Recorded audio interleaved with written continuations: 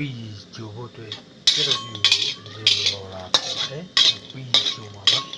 ညမငပြီးတော့ရေထဲမှာမယ်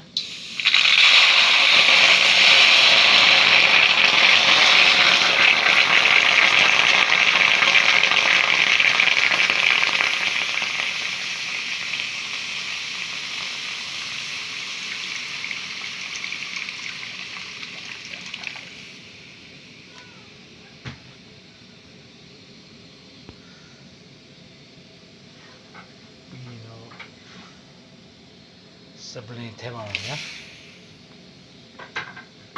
စပလင်ထဲပါမယ်စပလင်ထဲပါမယ်ပြီးတော့ကျွန်တော်ငပြီးတက်စောထဲပါမယ်နော်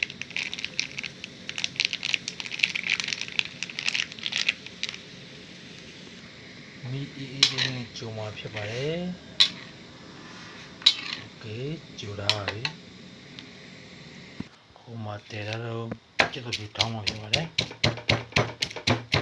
ဒီသူလောလာမီအေးလေးနဲ့ဂျူလာဖြစ်ပါတယ်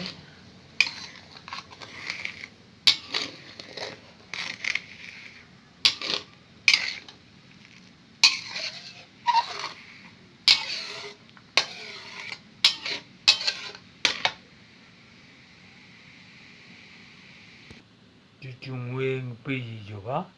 ရန်ကိုကောင်းပါလေဒီကောင်ဒါဆိုရပါပြီပြီးရင်ကျွန်တော်စကားနဲ့စစ်ပါမယ်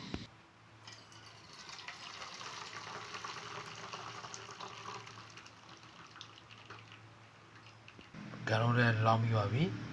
ပြီးရင်ကျွန်တော်တို့ထောင်းရတဲ့ကျင်းတော်ပြူထည့်ပါမယ်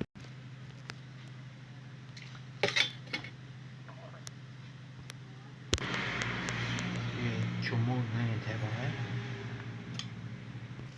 ဒီငွေကြီးမုတ်